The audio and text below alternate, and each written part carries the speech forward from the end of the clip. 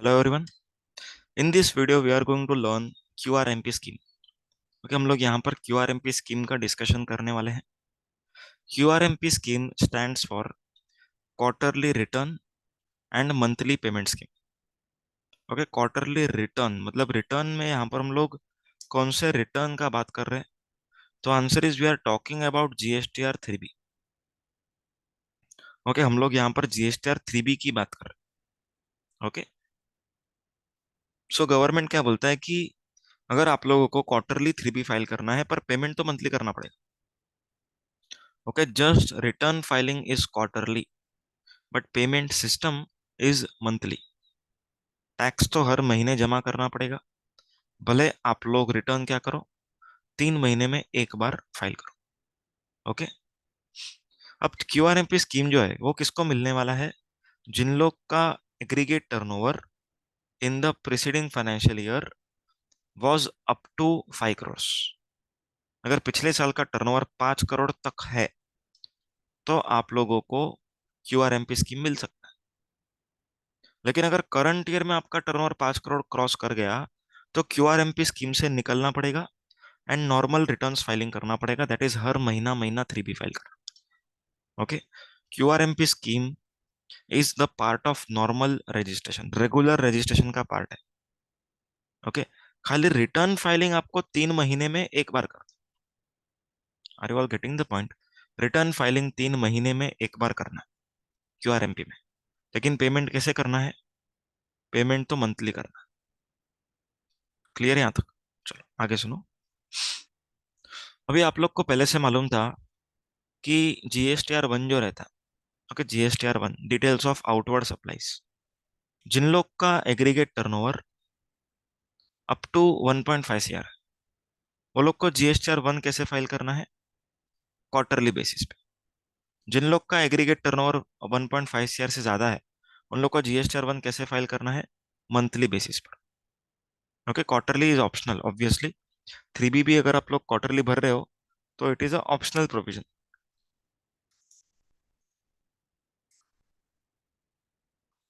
It's a optional provision.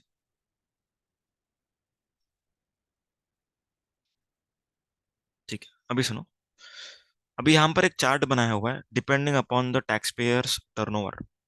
Okay, अगर आप लोग का टर्नओवर 1.5 CR से कम है, okay, it is up to 1.5 CR, तो आप लोग को जीएसटीआर 1 एंड 3B ये दोनों को क्वार्टरली फाइल करने का ऑप्शन है।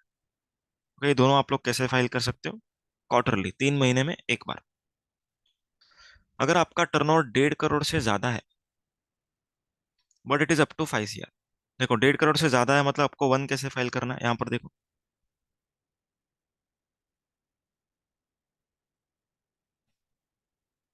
मार्कर चेंज नहीं हो रहा है। यहाँ पर देख लो, जीएसटीआर 1 कैसे फाइल करना था? मंथली फाइल करना था। कब मंथली करना है?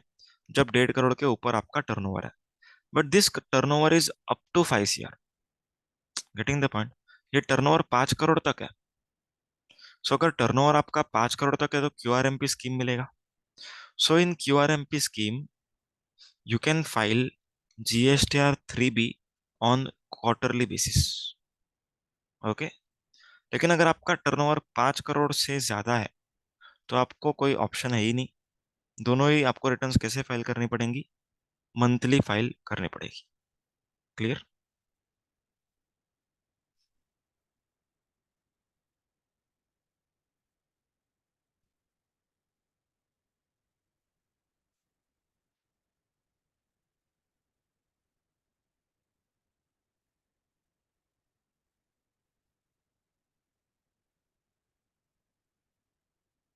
ओके, दोनों रिटर्न आपको मंथली फाइल करने पड़ेंगे। समझ में आया सबको?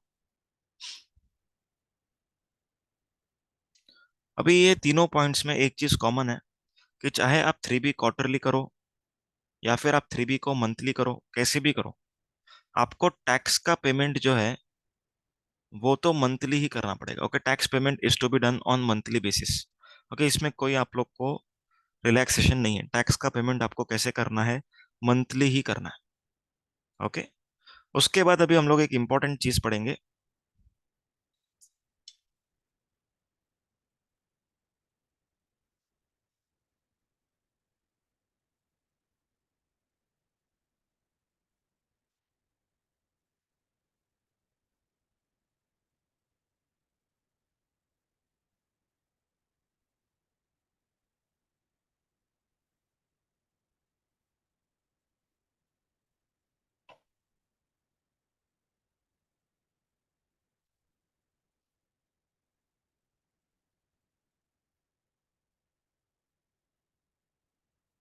अभी हम लोग एक इंपॉर्टेंट चीज पढ़ेंगे, time limit. Time limit to exercise option. Time limit to exercise option. Okay, मतलब कि आपको गवर्नमेंट को कब तक बताना है कि हम लोग क्यूआरएमपी स्कीम में जा रहे हैं।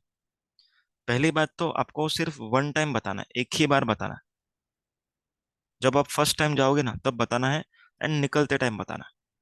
आपको हर महीना नहीं, हर महीना या फिर हर क्वार्टर आपको इंटीमेट करने का जरूरत नहीं है।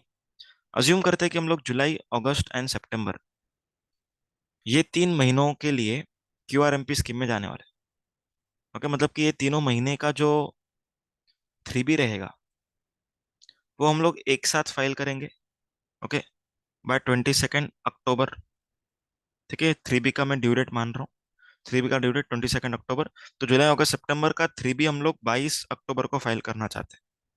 तो हमें ये गवर्नमेंट को कब तक बताना है कि हम लोग जुलाई, अगस्त एंड सितंबर क्वार्टर के लिए क्यूआरएमपी में जा रहे हैं। तो आंसर इज, गवर्नमेंट क्या बोलता है, आपको first day of second month of previous quarter, that is first May से लेकर के करंट मंथ के, current first month, current quarter के फर्स्ट मंथ के लास्ट डेट तक। ओके, मतलब कि 31 जुलाई तक। In simple words, first May से लेकर के, फर्स्ट मई से लेकर के 31 जुलाई के बीच में। Okay, first May is called as second month of previous quarter का फर्स्ट डे। ओके, एंड 31 जुलाई first month of current quarter का लास्ट डे तक। ओके, इस पीरियड के बीच में आप लोग को क्या करना है, आप लोग को गवर्नमेंट को बताना है, क्या बताएंगे, कि हम लोग क्यूआरएमपी स्कीम में जाना चाहते हैं। Getting the point. ओके, ऐसे नहीं कि हम लोग ने अप्रैल मई जून का हर महीना महीना महीना 3B बना और जुलाई, अगस्त, सितंबर से ऐसे ही क्वार्टरली चलेगा, ऐसा नहीं चलेगा। ठीक है, एक स्पेसिफाइड टाइम है, उस टाइम लिमिट के अंदर आपने गवर्नमेंट को बताना पड़ेगा। ओके, अब हम लोग बात करते हैं कि पेमेंट का क्या mechanism. Payment method. Payment method for QRMP scheme. Payment method for QRMP scheme. पहली बात तो पेमेंट का जो फ्रीक्वेंसी है ये आप लोग बता दो। What is the frequency of payment, कहने से मंथली। कि पेमेंट का जो सिस्टम है वो कैसे फाइल अपना पेमेंट करना है, मंथली। हर महीना आपको चालान बनाना पड़ेगा। ओके, मंथली आपको चालान बना के पे करना पड़ेगा हर महीना। अब यहाँ पर दो सिस्टम है। ओके, पेमेंट करने का देयर आर टू मैकेनिज्म्स। सबसे पहला mechanism is fixed instalment method.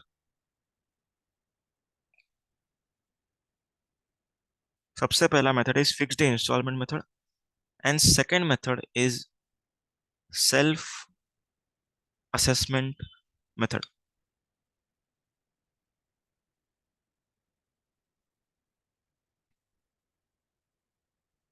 के दो पेमेंट के मेथड्स हैं। सबसे पहला है fixed instalment method, and second is self assessment method.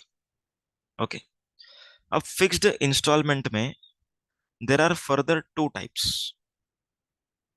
To types मतलब depending upon your previous history. Depending upon your previous history. अगर आपका पिछला क्वार्टर का, ओके, पिछला जो 3Bs था, पिछला 3Bs अगर क्वार्टरली फाइल हुआ है तो कोई अलग मेथड है, एंड अगर पिछला 3Bs मंथली हुआ है तो कुछ अलग मेथड। ओके, तो यहाँ पर previous previous GSTR 3B, previous GSTR 3B was filed on quarterly basis. Okay, ये पहला पार्ट है। And second part is previous 3B was filed on monthly basis.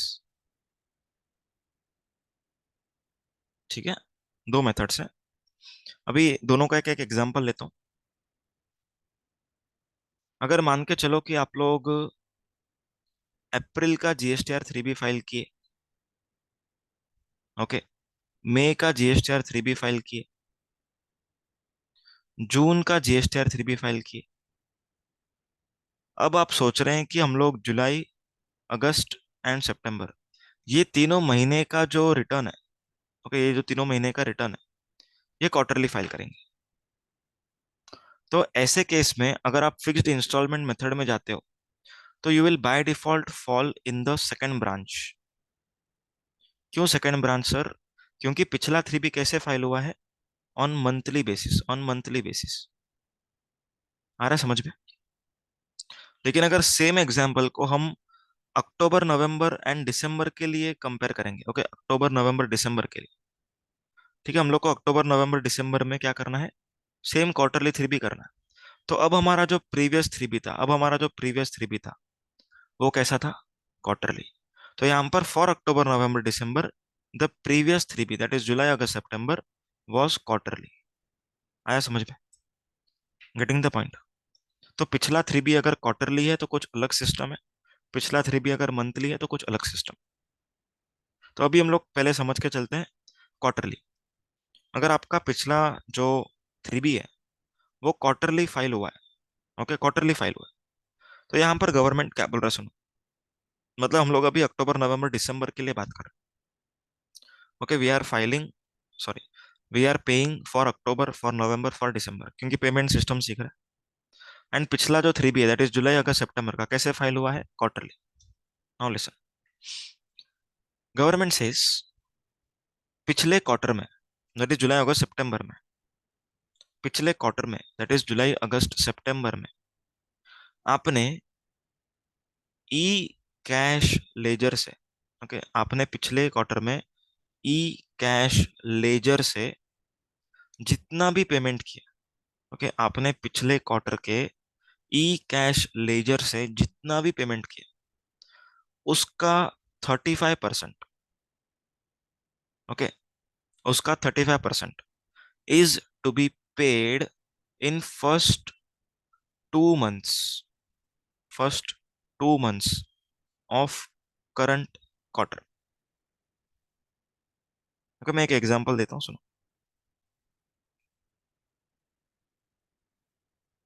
अब यहाँ पर मैं लिख रहा हूँ जुलाई, अगस्त एंड सितंबर, ये तीनों महीने का जितना भी हमने पेमेंट्स किया रहेगा, ऑब्वियसली पेमेंट तो पिछली बार भी मंथली ही किया हुआ है, ठीक है ना।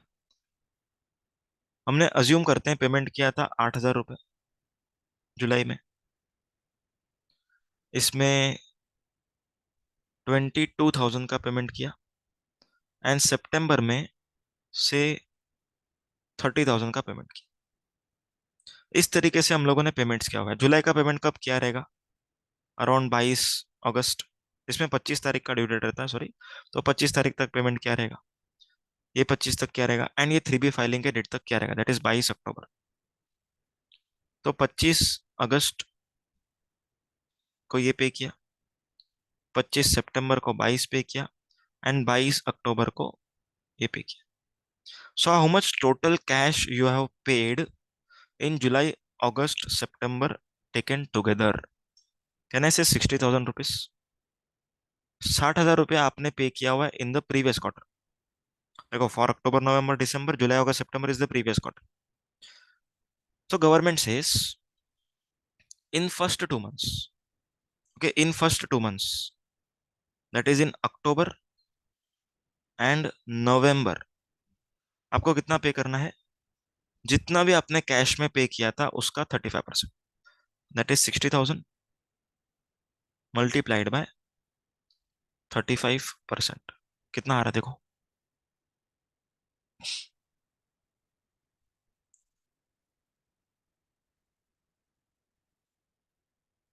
60,000 का 35%,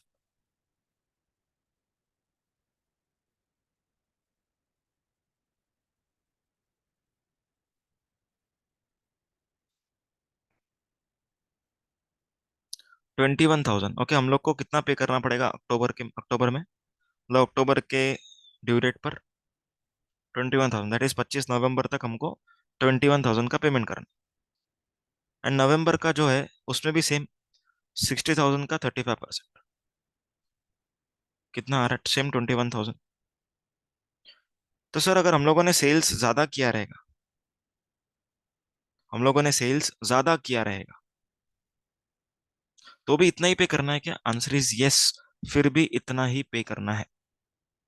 ओके, जितना भी आपने पिछले क्वार्टर में कैश में पे किया, उसका 35%, 35% फर्स्ट 2 मंथ्स में पे करना है। ओके, फर्स्ट 2 मंथ्स में, first month and second month, बस ये दोनों मंथ।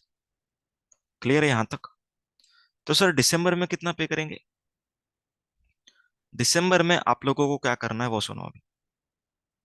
दिसंबर में जब भी आप आओगे, तब आपको क्या करना है, हम लोग को 22 को क्या करना होता है, जो भी क्वार्टर का डेट है, मतलब कि पूरा क्वार्टर खत्म होने के बाद अगले महीने के 22 को हम लोग को क्या करना पड़ता है, 3B फाइल करना पड़ता है। ओके, तो यहाँ पर गवर्नमेंट क्या बोलता है, आप अब क्या करो, तीनों महीने का एक्चुअल लायबिलिटी को कैलकुलेट करो। ठीक है, क्या करो, तीनों महीने का एक्चुअल लायबिलिटी को कैलकुलेशन करो, एक्चुअल लायबिलिटी को कैलकुलेशन करो तीनों महीने का। मान के चलते हैं कि एक्चुअल लायबिलिटी आया 82,000, तीनों महीने का मिला के इट इज 82,000। तो आपने ऑलरेडी कितना पेमेंट कर दिया? अक्टूबर मंथ के साथ आपने 21,000 भर दिया, नवंबर के साथ आपने वापस 21 भर दिया, तो कितना बचेगा अभी? 82 माइनस 42, तो 40,000 आप लोग को क्या करना पड़ेगा, पे करना पड़ेगा। 40,000 you have to pay by GSTR 3B due date. ठीक है, आप लोग को क्या करना है, 40,000 you have to pay up to the due date to file 3B for this entire quarter. अक्टूबर नवंबर दिसंबर का जो क्वार्टर है, उसका 3B का डेट 22 तारीख। Okay, 22 of the next month, month का पूरा क्वार्टर खत्म होने के बाद का जो मंथ है उसका 22। तो क्या करना पड़ेगा आपने, 40,000 rupees you have to pay by the due date to file 3B। Clear है, समझ में आया किस तरीके से पे करना है?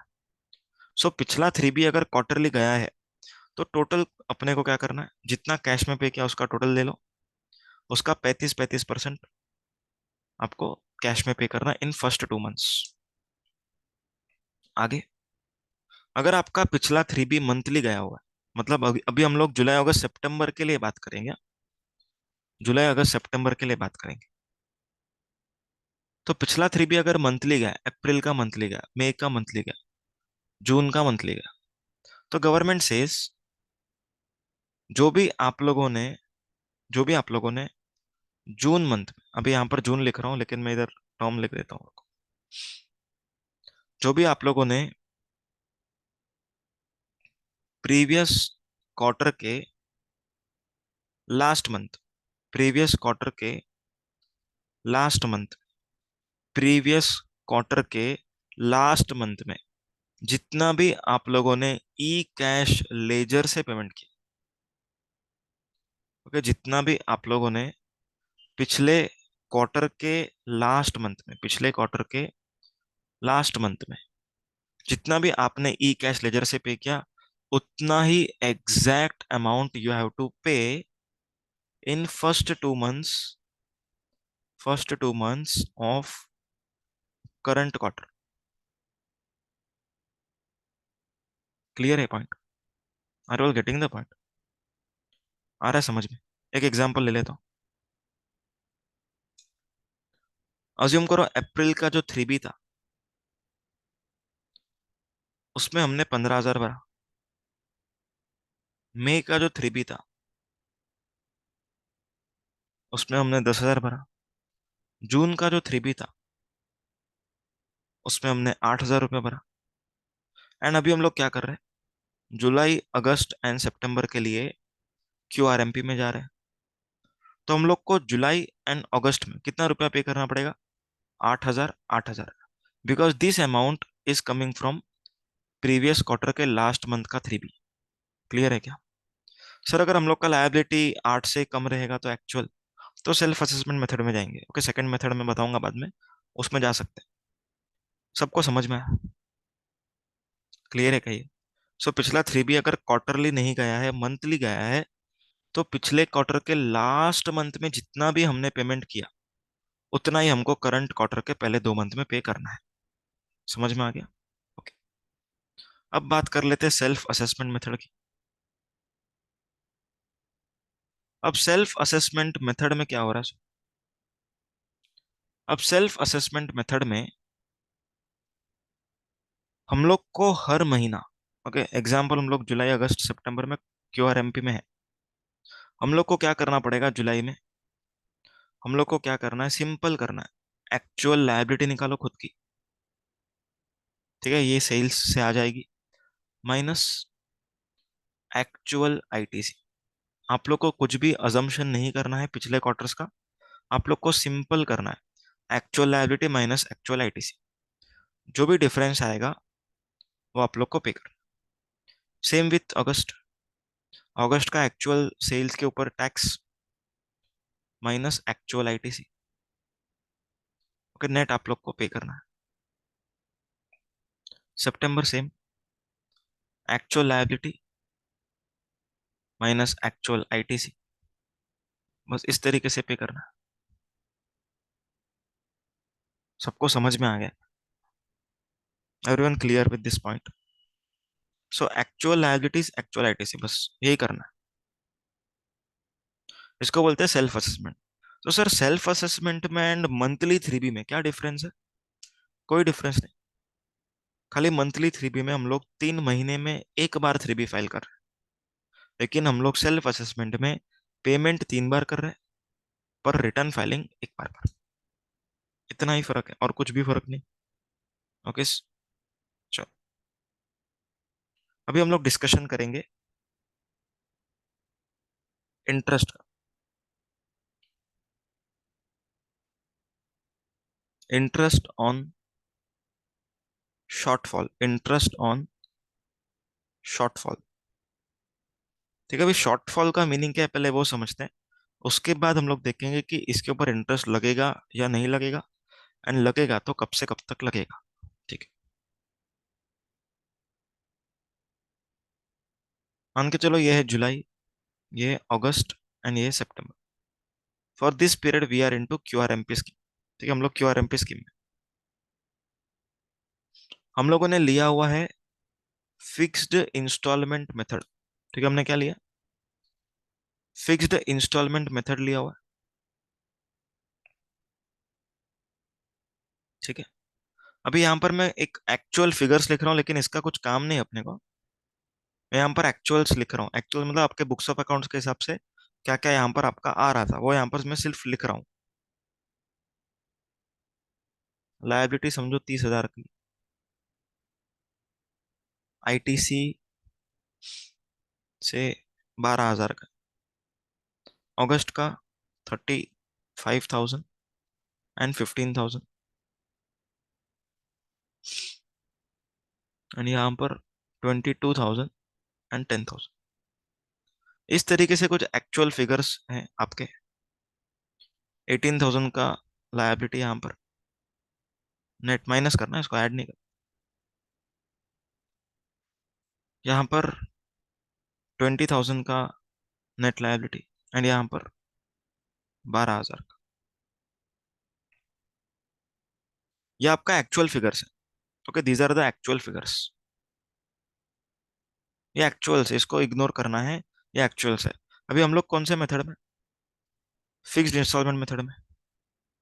ओके, अभी यहाँ पर मैं आपको एक इंफॉर्मेशन दे रहा हूँ। हम लोगों ने जून मंथ के 3B में, जून मंथ के 3B में 8,000 रुपया भरा हुआ था। ओके, ई कैश लेजर से जून मंथ के 3B में 8,000 रुपया भरा है। सर ये इन्फॉर्मेशन दिया क्यों? क्योंकि पिछला 3B अपना मंथली था, तो हम लोग को जुलाई में, मतलब जुलाई के साथ, जुलाई की ड्यू डेट पर, दैट इज 25 अगस्त को कितना रुपया पे करना पड़ेगा एज पर फिक्स्ड इंस्टॉलमेंट? 8,000।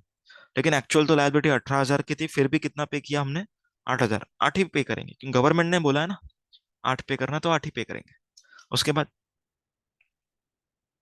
25 सितंबर को वापस हम 8,000 ही भरेंगे, 8,000 ही भरेंगे, क्योंकि गवर्नमेंट ने बोला फर्स्ट 2 मंथ्स में जितना प्रीवियस क्वार्टर के लास्ट मंथ में पे किया उतना ही भरो, तो उतना ही भरेंगे। अब सितंबर की जब हम रिटर्न फाइल करेंगे, सितंबर का जब हम 3B फाइल करेंगे, तब गवर्नमेंट क्या बोल रहा है सुनो, तब गवर्नमेंट से आपका एक्चुअल लायबिलिटी निकालो। तब क्या बोल दी गवर्नमेंट, एक्चुअल लायबिलिटी निकालो। एक्चुअल लायबिलिटी तो सर आ गया 50,000। हमने ऑलरेडी कितना पे किया है? हमने ऑलरेडी पे किया हुआ है 16,000। ऑलरेडी पे किया 16,000, कैसे मालूम पड़ा? यहाँ पर पे, यहाँ पर लिखा हुआ है। तो नेट हमें अभी कितना पे करना पड़ेगा? 34,000 हमको पे कर। ओके, 34,000 हमें पे करना है। कब तक पे करना है? इसका ड्यू डेट रहेगा 3B फाइलिंग का ड्यू डेट। ओके, अगर 3B आप लोग को 22 तारीख तक फाइल करना है, 22 अक्टूबर तक, तो आपको ये 34,000 का टैक्स भी कब तक जमा करना पड़ेगा? 22 अक्टूबर तक। ओके। अब गवर्नमेंट क्या बोलता है, ध्यान से सुनना, वेरी इंपॉर्टेंट। अभी यहाँ पर शॉर्टफॉल कितना है? चलो आप लोग से आंसर आना चाहिए। What is the shortfall? What is the shortfall? 18 पे करने का एक्चुअल लायबिलिटी था, लेकिन हमने तो 8,000 ही भरा। नो डाउट हमने लॉ के हिसाब से 8,000 भरा, पर फिर भी 10,000 तो कम ही भर रहे हैं हम लोग। ओके, आगे 20 भरना था, 8 भरा, 12 शॉर्ट भर रहे हैं। ओके, तो टोटल हम लोगों ने 22,000 रुपया शॉर्ट भरा है, 22,000 रुपया कम भरा है as compare to actual liability. 22,000 रुपया कम भरा गया है। तो सर क्या 22,000 पे इंटरेस्ट आएगा? आंसर इज नहीं आएगा।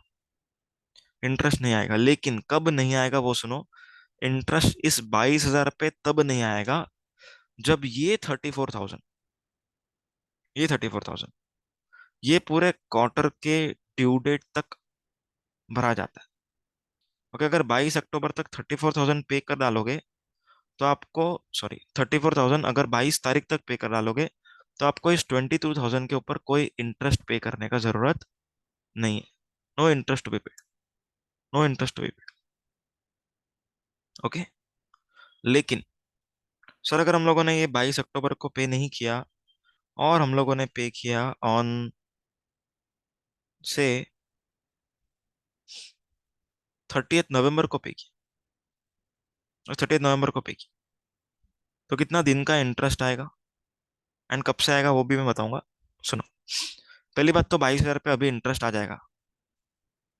कितने पे आएगा इंटरेस्ट? टोटल 34 पे आएगा। टोटल 34 पे इंटरेस्ट आएगा। ओके, 22 तो शॉर्टफॉल का है। ओके, एंड बाकी का जो है 12,000 वो तो सितंबर का है। सो 22 जो है वो शॉर्टफॉल है। कैसे निकाला शॉर्टफॉल? ये रहा आपके सामने, पर्पल इंक में लिखा है। 12,000 ये तो आपका सितंबर का लायबिलिटी है, तो 34,000 के ऊपर इंटरेस्ट आएगा। क्वेश्चन इज कब से कब तक आएगा? आंसर इज ये 3B का जो ड्यू डेट है, इसके बाद से इंटरेस्ट स्टार्ट होगा। ओके, इसके बाद से इंटरेस्ट स्टार्ट होगा। Meaning thereby, meaning thereby 23 October से, 23 अक्टूबर से लेकर के, समझो हम लोग 30 नवंबर को भर रहे हैं, तो 30 नवंबर तक का इंटरेस्ट लगेगा। क्लियर है क्या? पूरे शॉर्टफॉल पर, दैट इज 34,000 के ऊपर, यहां से यहां तक इंटरेस्ट लगेगा at the rate of 18%। Clear सबको? पॉइंट समझ में आया? तो अपना ये फिक्स्ड इंस्टॉलमेंट मेथड है। फिक्स्ड इंस्टॉलमेंट मेथड में गवर्नमेंट ने खुद ने बोला था कि आप 8,000 भरो, 8,000 भरो। इसीलिए government cannot demand interest on this 22,000 right from due date of July और अगस्त। गवर्नमेंट यहां से इंटरेस्ट नहीं मांग सकती। क्यों नहीं मांग सकती सर? क्योंकि गवर्नमेंट ने खुद ने बोला था ना कि 8,000 8,000 पे करो, तो हम इंटरेस्ट क्यों दे? क्लियर है क्या? लेकिन अगर, लेकिन अगर ये सेल्फ असेसमेंट मेथड की बात होती है, तो अभी हम लोग सेल्फ असेसमेंट में चलेंगे।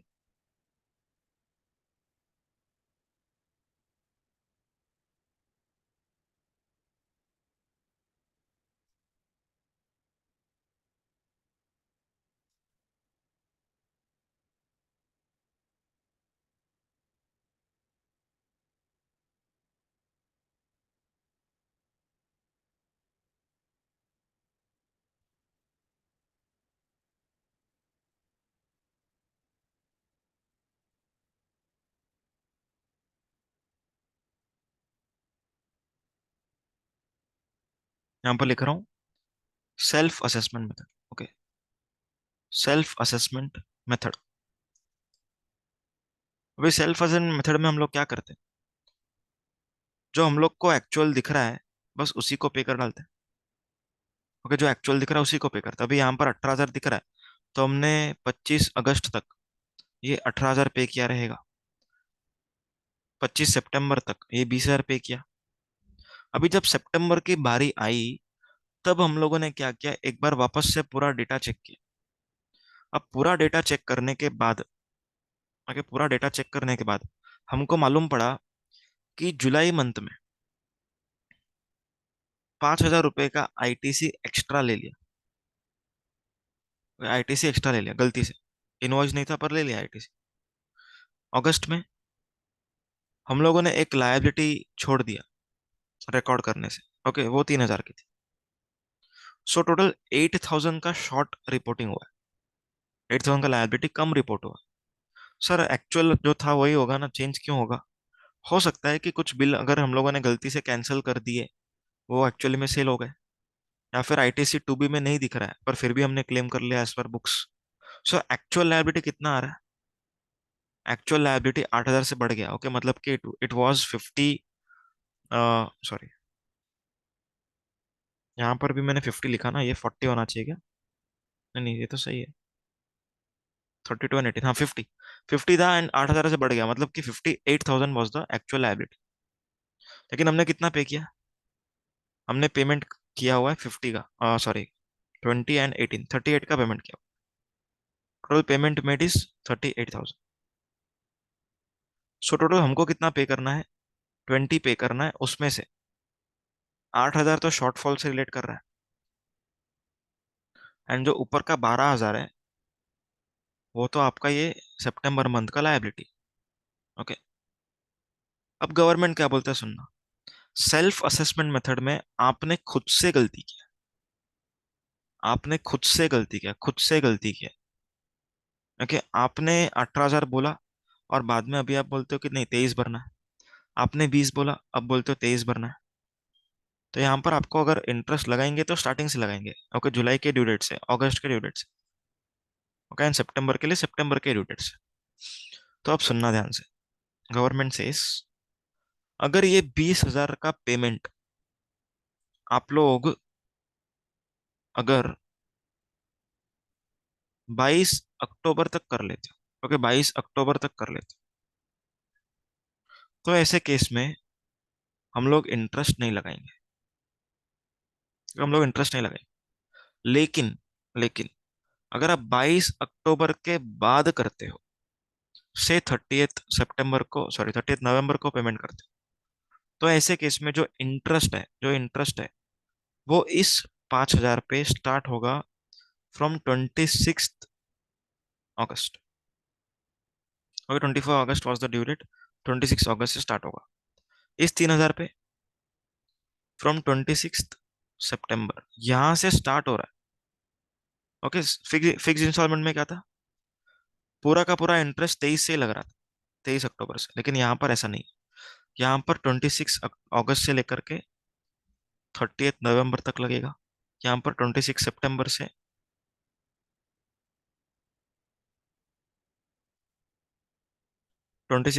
से 30 नवंबर तक लगेगा। ओके, ऑन दिस 3,000, यहाँ पर ऑन दिस 5,000, एंड जो 12,000 रुपये, इसका ड्यू डेट क्या था, 22 अक्टूबर था।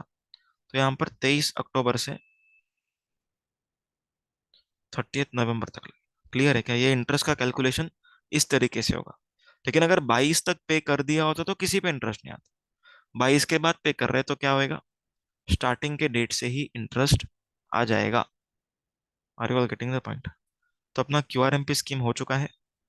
अभी कुछ स्पेसिफाइड पॉइंट्स होंगे वो हम लोग डिस्कस कर लेते हैं।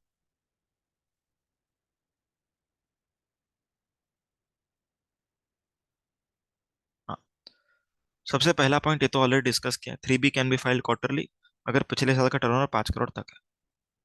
टर्नओवर किसी भी क्वार्टर में 5 करोड़ क्रॉस हो जाता है तो आपको ऑप्ट आउट करना पड़ेगा नेक्स्ट क्वार्टर में, मतलब आपको मंथली 3Bs में अभी जाना पड़ेगा।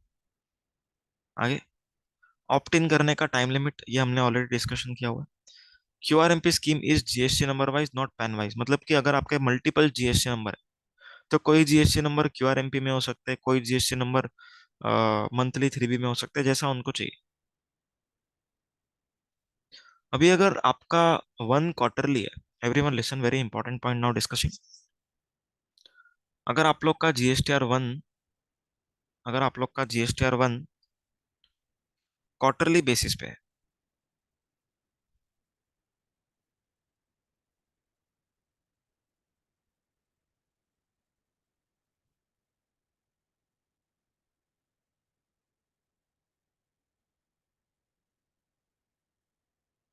अगर आपका GSTR 1 is on quarterly basis, तो आप लोग को एक ऑप्शन दिया जा रहा है। ओके, आपको एक ऑप्शन दिया जा रहा है to file IFF, that is invoice furnishing facility, on monthly basis for first 2 months. Okay, normally क्या होता है देखो, अगर मैं समझो जीएसटीआर 1 फाइल करने वाला हूँ क्वार्टरली बेसिस पे, 3 महीने के बाद 1 फाइल करूँ, तो जो मेरा रिसिपिएंट है, ओके, जो मेरा रिसिपिएंट है उसको 3 महीने के बाद आईटीसी मिलेगा, क्योंकि 1 में मैं दिखाऊंगा तब उसके 2B में दिखेगा। मैं तो 1 में 3 महीने बाद दिखाऊंगा, तो उसको 2B में भी 3 महीने बाद दिखेगा। तो गवर्नमेंट से रिसिपेंट का वर्किंग कैपिटल वहां पर ब्लॉक हो रहा है। ठीक है, आपके जीएसटीआर 1 नहीं फाइल करने से रिसिपेंट आईटीसी नहीं ले पा रहा है। तो यहां पर गवर्नमेंट ने क्या किया, एक ऑप्शन दिया। क्या ऑप्शन दिया, अगर आप चाहो, दैट इज क्वार्टरली सप्लायर चाहे, तो वो क्या कर सकता है, वो जीएसटीआर 1 को, ठीक है, जीएसटीआर 1 को तो क्वार्टरली करना है, पर एक फैसिलिटी दिया that is called as invoice furnishing facility, उसमें वो B2B सेल्स डालेगा। ओके, B2B सेल्स डालेगा और क्या करेगा, सामने वाले को आईटीसी मिलेगा उससे। ठीक है, तो जीएसटीआर 1 जिसका क्वार्टरली है, वो month on month for first 2 months of the quarter क्या कर सकता है, आईएफएफ फाइल कर सकता है। For tax payers having GSTR 1 quarterly, अच्छा, आईएफएफ इज ऑप्शनल, जरूरी नहीं है कि आप आईएफएफ भरो, it is an optional mechanism. IFF shall only be furnished for first and second month. Okay. Up to a cumulative value of sales of 50 lakhs in each month. हर महीना 50 लाख का ही cell आप डाल सकते हो क्यूआर अपना IFF में। While filing GSTR 1 just has to upload details of third month, क्योंकि पहला दोनों मंथ का तो IFF गया है तो उसी में से आ जाएगा।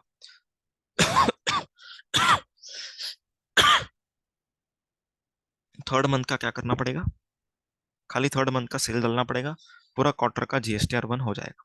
आईएफएफ कब तक फाइल करना है, 13th of next month. IFF में क्या फाइल होगा, सिर्फ B2B, debit note, credit note. भी क्यूआरएमपी में पेमेंट कैसे करते हैं, फिक्स्ड इंस्टॉलमेंट मेथड। ओके, इसमें क्या होगा, इस केस में आपका 3B अगर क्वार्टरली है तो आपको 35% पे करना। अगर पिछला 3B मंथली था तो पिछले मंथ के, सॉरी, पिछले क्वार्टर के लास्ट मंथ में जितना भी पे किया है उतना पूरा पूरा पे करें। Clear. Monthly payment of tax through this method would not be applicable to registered person who has not furnished the return for complete tax period of such month। अगर आपने पिछला 3B भरा ही नहीं है तो आपको ये मेथड नहीं मिलेगा, कंप्लीट टैक्स पीरियड का रिटर्न फाइल होना चाहिए। ओके, उसके बाद इंटरेस्ट का कैलकुलेशन, ये तो हम लोगों ने ऑलरेडी सीखा है, तो ये वाला हो चुका है पार्ट। हाँ, सेल्फ असेसमेंट मेथड, इसमें क्या होता है, एक्चुअल नेट लायबिलिटी पे होता है, that is actual output tax minus actual input tax. Okay, उसके बाद such registered person would be required to furnish form 3B for each quarter on 22nd और 24th as per the prescribe date. Interest का जो mechanism रहता है वो क्या रहता है, interest amount would be payable as per provision of section 50। Okay, for any part net of ITC which remains unpaid beyond the due date of first 2 months of the quarter, interest payable shall be paid through GSTR 3B। मतलब कि आप लोग को क्या करना है, अगर समझो आप लोग 3B के डेट तक पे नहीं करते हो, तो फिर उसके बाद इंटरेस्ट कब से लगेगा? From the date beyond the first 2 months. आगे, if cash balance is sufficient, क्योंकि ई कैश लेजर रहता है आपका पोर्टल पे, ओके, जहां पर आप लोग कैश डिपॉजिट करते हो बाय चलान। तो अगर उस चलान में, मतलब उस चलान से पे हुआ है जो अमाउंट, वो सफिशिएंट है, क्योंकि ऑलरेडी उसके अंदर कैश बैलेंस पड़ा हुआ है, ओके, वो कैश बैलेंस से आप फर्स्ट मंथ का अगर लायबिलिटी पे कर सकते हो, तो आपको और कैश जमा करने का जरूरत नहीं है। Same with second month. QRMP scheme में पेमेंट कब तक करना है? 25th of month succeeding the month. Clear है क्या पॉइंट? तो अपना क्यूआरएमपी स्कीम कंप्लीट हुआ।